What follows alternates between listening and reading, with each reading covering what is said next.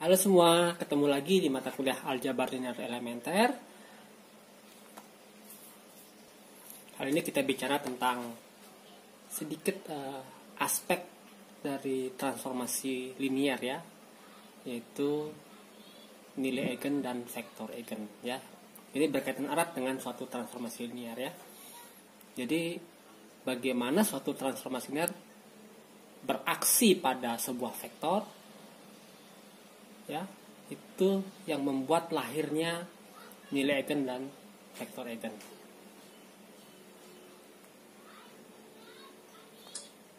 Saya beri gambaran, kita punya transformasi linear T dari R2 ke R2 ya, yang meletakkan X1 X2 ke vektor ini ya. Jadi kita mengambil sifat di video terakhir itu tentang transformasi linear yang bisa diwakili oleh sebuah matriks ya. Jadi peta dari S1 X2 adalah matriks 8002 dikalikan S1 X2. Kita perhatikan dengan vektor di sumbu X ya. Vektor 10 oleh matriks ini dipetakan menjadi vektor 80.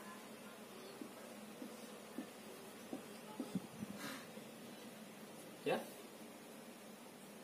Kemudian vektor min 10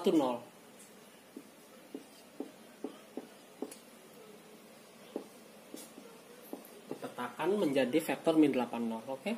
Kalau vektor 20 dipetakan menjadi 16 0. Bisa kalian hitung sendiri ya. Dan seterusnya. Kita lihat bahwa menarik bahwa transformasi linear terhadap vektor-vektor di sumbu X, dia memetakannya itu dengan memperpanjang vektor itu ya. Tapi tidak merubah arah sama sekali. Ya. Jadi intinya dia garis sumbu X ini dipetakan tetap ya.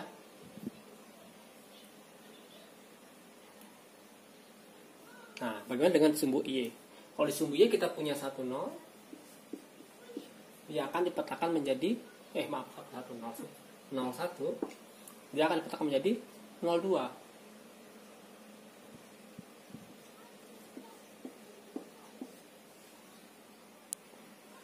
Demikian juga 03 dipetakan ke 06. Yang di bagian bawah juga 0-2 dipetakan ke 0-6 ya. Jadi vektor-vektor di sumbu Y juga tidak dipetakan keluar dari sumbu Y ya, tetap ada di garis itu ya. Di sumbu X tetap di sumbu X, cuma diperpanjang jadi 8 kali. Sementara di sumbu Y diperpanjang jadi 2 kali. 2 kali benar. Ya. Ini berarti salah ngomong tadi saya. Jadi kalau 02 dipetakan ke 04, di sini 0-2 dipetakan ke 0-4 ya. Oke, maaf kesalahan tadi. Oke, tapi bagaimana vektor di luar sumbu X sumbu Y ya? Misalkan 11.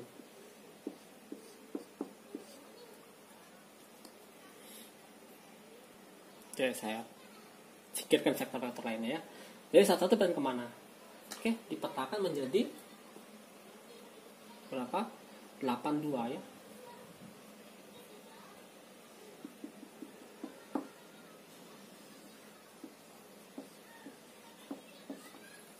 Nah, kita lihat vektor ini tidak dipetakan arahnya berubah gitu ya. Jadi tidak konsisten dengan arahnya. Sementara kalau vektor-vektor sumbu X sumbu Y arahnya tetap sama ya. Kalau ke atas terus dipetakan, kalau ke bawah terus ya. Nah, vektor 1 dipetakan sedikit lebih lancip ya kalau dilihat di sudutnya ini ya, dari vektor semulanya. Oke, kalian bisa lihat juga bahwa vektor-vektor lain yang tidak ada di sumbu X sumbu Y juga dipetakan dengan arah yang berbeda dari aslinya. Nah, vektor-vektor spesial ini ya, spesial terhadap pemetaan T ya maksudnya ya, itu dinamakan vektor eigen ya. Sementara pengalinya kalau di sumbu X kan awal 10 jadi panjangnya 8 kalinya ya, itu 8. Kita katakan pengalinya 8. Sementara di sumbu Y pengalinya 2. Itu 2 dan 8 kita katakan sebagai nilai eigen. Nah, mungkin gampangnya begini. Jadi kalau kita punya vektor-vektor di sumbu X ya, maka dipetakan menjadi 8 kalinya vektor semula ya, dengan arah yang sama.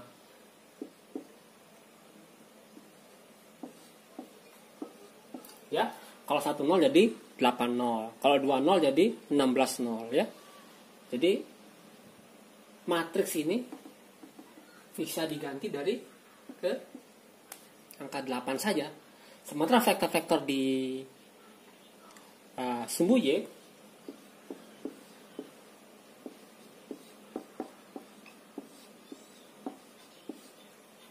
vektor sumbu Y bisa diganti vektornya menjadi angka 2.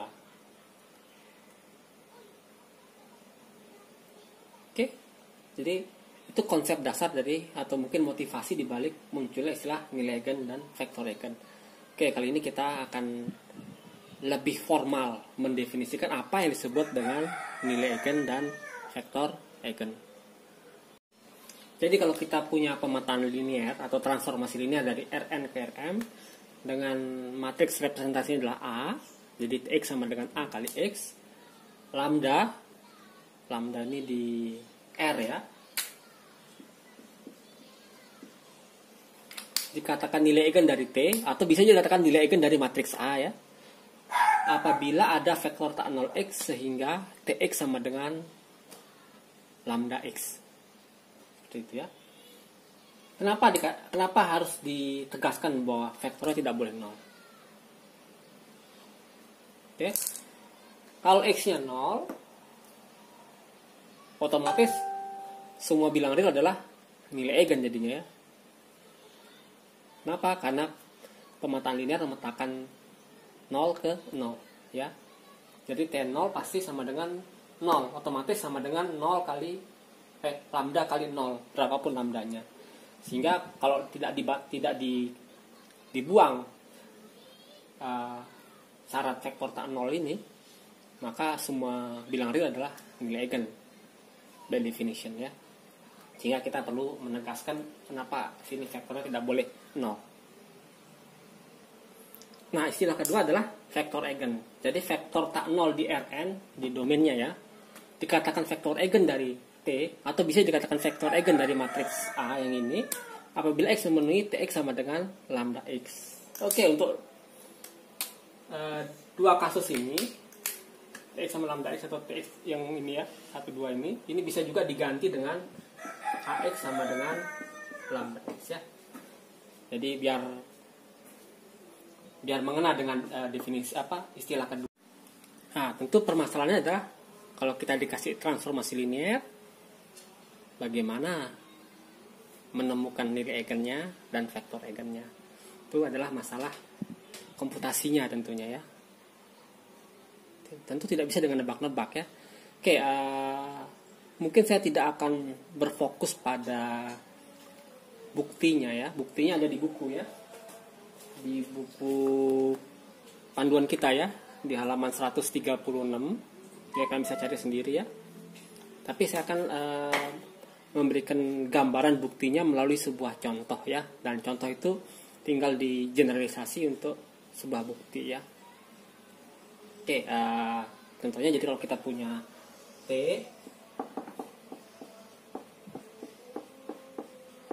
dari R2 ke R2 ya, biar gampang, itu kita tentu bisa menemukan matriks representasinya ya. Kalian tentu sudah bisa ya, sudah dijelaskan di video sebelumnya. Anggaplah sudah kita temukan matriks representasinya ya. Jadi misalkan A sama dengan ya 8002 ya. Ya.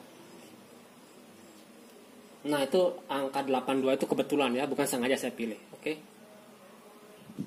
Nah, untuk mencari nilai eigennya berarti kita harus temukan lambda dan X ya.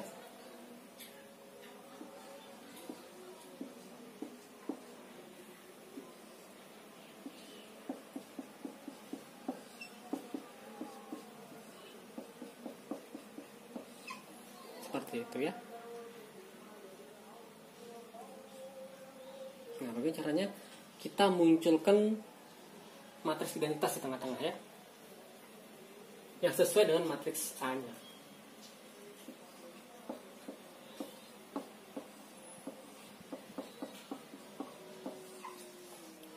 Itu triknya ya. Kenapa dimunculkan? Agar ini sama gitu, serupa gitu. Jadi ini bisa kita gabungkan yang kiri dan kanan ya. Jadi kita dapatkan ini kan tinggal dikurangin, ini sama dengan 0. Bukan 0 angka ya, tapi 0 vektor ya. Ya biar mudah saya tulis seperti ini. Seperti itu. Oke. Nah, ini karena sudah sudah sama ya. Jadi bisa kita keluarkan X1 X2 nya ya.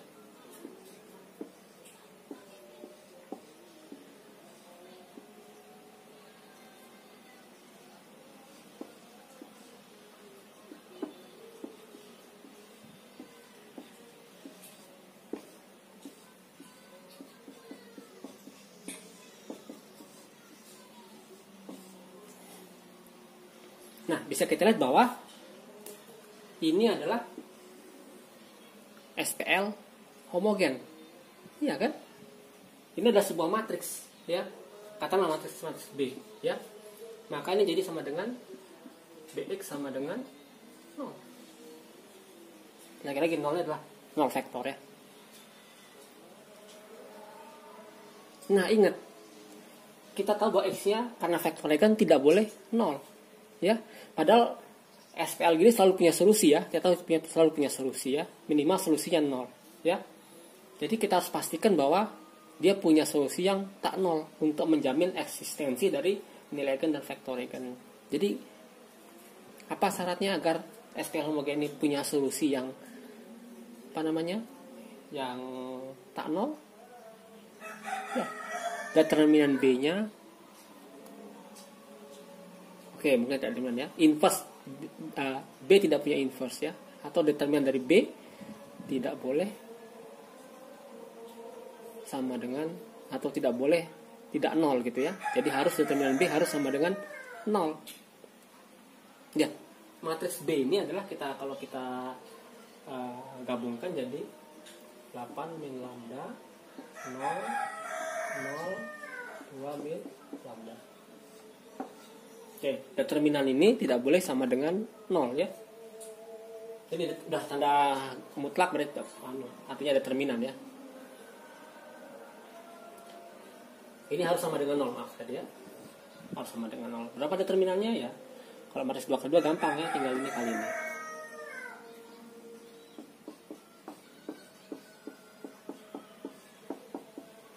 Kapan sama dengan 0? Saat lambda sama dengan 2 atau lambda sama dengan 8. Jadi kesimpulannya apa? Kalau lambdanya 2, maka SPL ini punya solusi yang tak 0. Kalau lambdanya 8 juga punya solusi yang tak 0. Selain itu solusinya pasti tunggal, yaitu 0, 0 ya. Jadi bisa kita simpulkan bahwa nilai eigennya adalah 2 dan 8. Nilai eigennya 2 dan nilai eigennya 8. Jadi kita sudah ketemu nilai eigen dan vektor eigennya. Oke.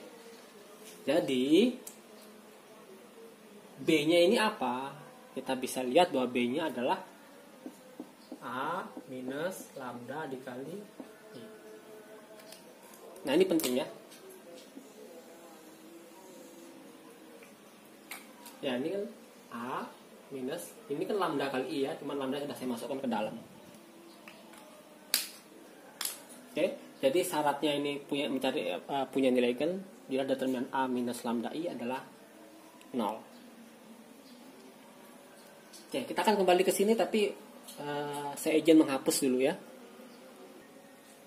Nah, permasalahan kita selanjutnya adalah bagaimana mencari vektor eigen ya. Jadi vektor eigen itu benar-benar tergantung pada nilai eigennya ya. Kalau nilai eigennya 2, dia punya vektor eigen yang lain. Seperti tadi kasus di gambar tadi ya, bahwa nilai eigen yang berkaitan vektor eigen yang berkaitan dengan 2 itu vektor-vektor disumbu Y, sementara berkaitan dengan 8 vektor-vektor disumbu X. Oke. Tapi permasalahan kita tadi seperti saya bilang adalah mencari vektor eigennya apa. Ya, sebenarnya caranya gampang ya. Vektor eigennya adalah memenuhi SPL homogen tadi, yaitu Bx sama dengan 0 atau A minus lambda I X sama dengan 0 ya. X yang memenuhi seperti ini ya. Nah, kalau X-nya 2 bagaimana? Kalau X-nya, nah oke, ini adalah yang ini ya, vektor ini tanpa determinan ya. Jadi tinggal dimasukkan 2-nya ke sini. 8 kurang 2 adalah 6. Ini 0 tetap, 0 tetap, ini 0.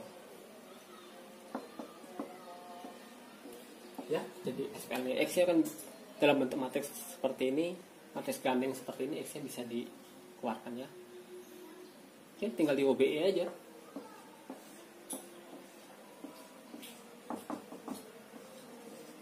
Ya, dengan membagi baris pertama dengan seperenam. Dengan 6 gitu, maaf ya. Oke, nah dari sini kita sudah dapat himpunan penyelesaiannya ya. Tentu sudah belajar di video-video awal tentang SPL ya, cara menyelesaikan SPL dengan matriks ya. Jadi kita dapatkan X1-nya 0 ya. Dan X2-nya tidak tahu, bebas. Berapa aja pasti tidak akan berpengaruh pada solusi ya. Jadi kita dapatkan X1 sama dengan 0 dan X2 sama dengan bebas ya. Jadi himpunan penyelesaiannya adalah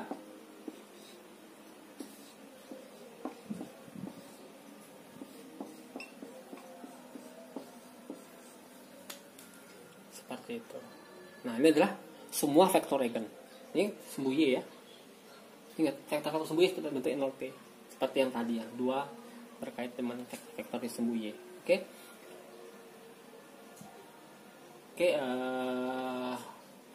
Ini HP-nya tapi ya.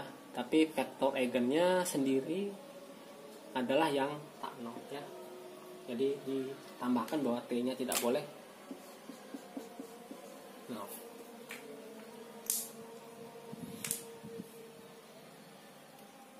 Nah,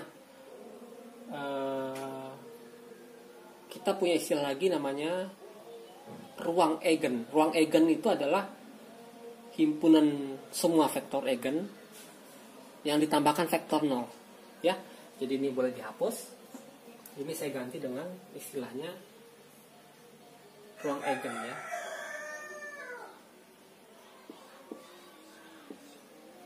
Atau pakai E saja ya simbolnya.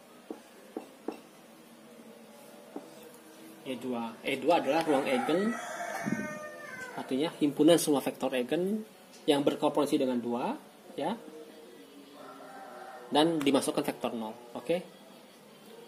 Nah, ini kalian bisa cek video sebelumnya bahwa ruang eigen yang terkait 2 ini membentuk ruang bagian dari R2 ya, dari domain ya. Ingat, kalau di sini R3, sini tetap R2 ya. Oke. Nah, pertanyaan berikutnya. Nah, satu lagi belum kita temukan adalah vektor-vektor eigen yang berkaitan dengan nilai eigen 8 ya, atau berkorespondensi dengan 8. Jadi tinggal dimasukkan lambdanya 8. Jadi kita punya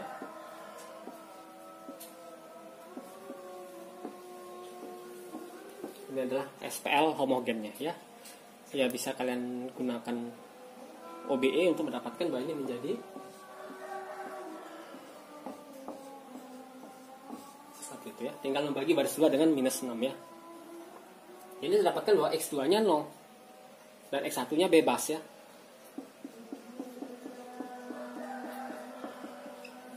Oke. Jadi kita dapatkan E8 adalah, ingat X1 nya T ya, X2 nya 0.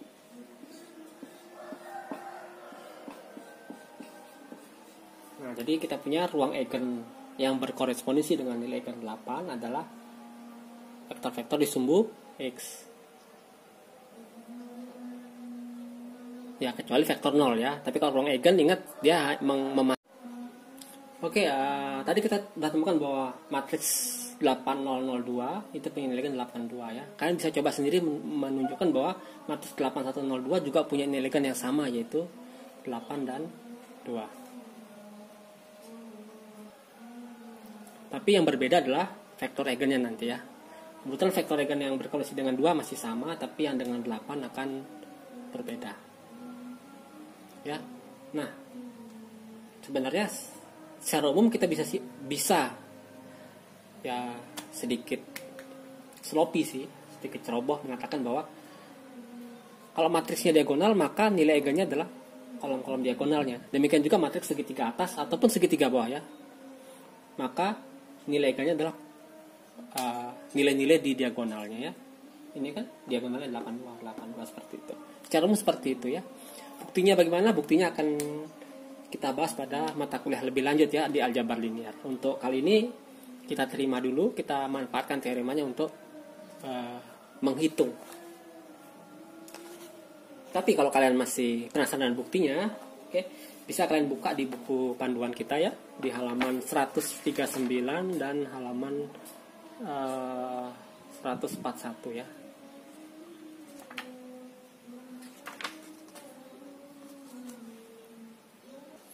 Oke, jadi saya tuliskan teoremanya ya. Yang pertama adalah nilai eigen dari matriks diagonal adalah elemen-elemen. Oke, setelah itu manfaat dari nilai dan vektor eigen adalah dalam proses diagonalisasi ya.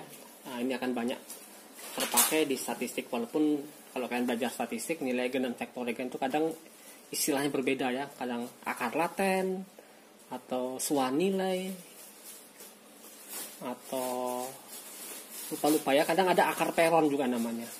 Aneh-aneh emang ya, tapi semua mengacu pada definisi nilai eigen ya. Memang orang statistik itu suka merubah-rubah definisi istilah agar tidak terkesan aljabarnya mungkin ya, nggak tahu saya ini. Lupakan tuh, sekedar bercanda ya. Oke, tapi yang menarik mungkin adalah saya ingin mengenalkan istilah matriks yang bisa didiagonalkan ya. Ya, kita tahu bahwa matriks diagonal seperti ini. Kalau dipangkatkan 2 itu sama dengan ya, masing-masing komponen diagonal dipangkatkan. Silakan coba sendiri dicoret-coret ya untuk membuktikannya. Dan ternyata kalau D pangkat K itu sama dengan 8 pangkat K 0 2 pangkat K. Oke, makanya kalau kita belajar statistik, misal ada seri gitu, seri kejadian ya, dan itu bisa diwakili oleh suatu matriks, atau seri kejadian itu adalah transformasi linear biasanya ya. Jadi kalau ada n buah seri, kalau matriks representasi dari kejadian itu adalah diagonal, gampang ya. Jadi kalau punya K seri, maka tinggal dipangkatkan K elemen-elemen dia diagonalnya. Nah, tentu akan sangat berat kalau matriks dari seri tadi adalah matriks yang tidak diagonal. Yang segitiga atasnya sudah sulit ya, apalagi yang tidak yang sembarang gitu ya. Nah, tentunya kita punya istilah baru adalah matriks yang dapat didiagonalkan. Oke, sebelumnya saya berikan definisi adalah dua buah matriks adalah similar jika matriks A dan B similar jika terdapat matriks yang punya inverse atau yang determinan tidak nol, sehingga A itu adalah P B dikali P inverse. Ya, oke, tidak masalah inverse yang sebelah mana ya. Nah, kemudian matriks A dikatakan dapat diagonalkan apabila terdapat matriks invertible P sehingga A sama dengan P D P inverse ya, dengan D matriks diagonal. Atau dengan kata lain mengatakan bahwa A itu dapat didiagonalkan jika A similar dengan matriks diagonal. Seperti itu ya. Nah, apa enak matriks yang dapat didiagonalkan? Ya, seperti kasus tadi, series dalam statistik itu ya. Kalau dia matriksnya tidak diagonal, maka pangkat K-nya itu akan susah kita hitung ya. Nah, kalau A-nya dapat dia diagonalkan, berarti A itu sama dengan P seperti itu. Oke? Jadi A pangkat 2 itu sama dengan dikali lagi PD P inverse. Nah, ini kita saling meniadakan ya. Jadi kita dapatkan adalah P inverse. Oke, dengan cara sama kalau kita kalikan lagi dengan A pangkat 3 ya, maka yang tengah ini P inverse dengan P saling menghilangkan ya. Jadi secara umum kalau A pangkat K kita dapatkan bahwa P D pangkat K inverse ya.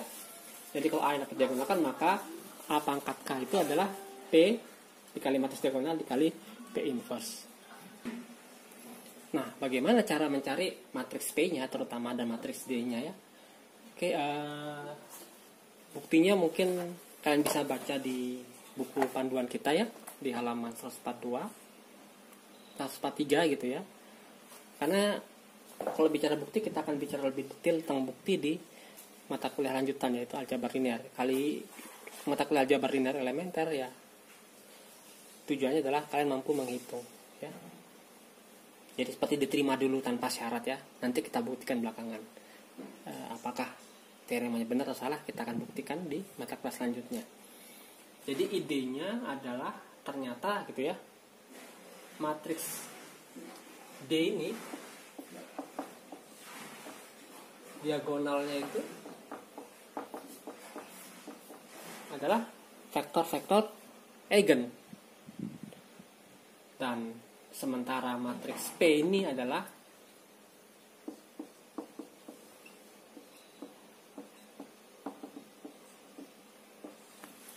vektor-vektor eigen yang bebas linear ya. Belum tentu emang V1 dan V2 nilai eigennya berbeda ya. Bisa jadi kalau ini lambda 1 lambda 2 yang sama, V1 dan V2 adalah vektor eigen yang berkoordinasi dengan nilai eigen yang sama tadi. Oke, sekarang kita ingin ngecek apakah A dapat diagonalkan. Mungkin lebih khususnya berapakah A pangkat 2020. Oke, tentu langkah pertama adalah mencari nilai eigennya dengan memastikan bahwa determinan dari A minus lambda I itu sama dengan 0. Oke, kalian bisa cek sendiri ya bahwa determinannya adalah kita dapatkan ini sama dengan min lambda minus 1 kali lambda plus 2 kuadrat sama dengan 0 ya. Jadi nilai kanya ada 2, yaitu berapa? 1 dan min 2 ya. Nah, dari sini kita akan masukkan ke SPL homogen tadi ya. Kita akan dapatkan vektor eigennya adalah salah satunya ya, 1 min 1 1. Sementara dari sini kita akan dapatkan dengan masukkan lambda min 2 ke SPL homogen seperti pada di pertengahan video tadi ya. Ini akan dapatkan dua buah vektor eigen, yaitu min 1 1 0 dan P3 sama dengan min 1 0 1. Vektor eigen sendiri jumlahnya tak hingga ya, tapi kita pilih yang bebas linear ya. Nah, sehingga kita dapatkan P-nya adalah min 1 boleh lah ya, 1 min 1 1 min 1 1 0 min 1 0 1 ya. Dari sini ya, ini jadi ini jadi yang ini jadi yang ini, seperti itu. Oke, sementara D-nya adalah, ingat yang duluan lambda 1 ini kan ya, berkaitan dengan P1 ya. Jadi 1 0 0 kemudian 2, karena nilai eigennya 2 muncul 2 kali ya, pangkat 2 di sini, maka dia muncul 2 kali. Seperti itu ya. Nah, maka kita dapatkan nanti A-nya sama dengan P inverse ya. P inverse apa? Tinggal cari menggunakan OBE ya, dengan operasi baris elementer yang ada di video-video awal, video kelima kalau nggak salah, atau video keempat, saya lupa persisnya ya. Nah, akibatnya kita dapatkan A pangkat 2020 itu akan sama dengan D pangkat 2020 dikali P inverse ya. Kalian bisa hitung sendiri persisnya bagaimana. Nah, betul soal-soal seperti ini.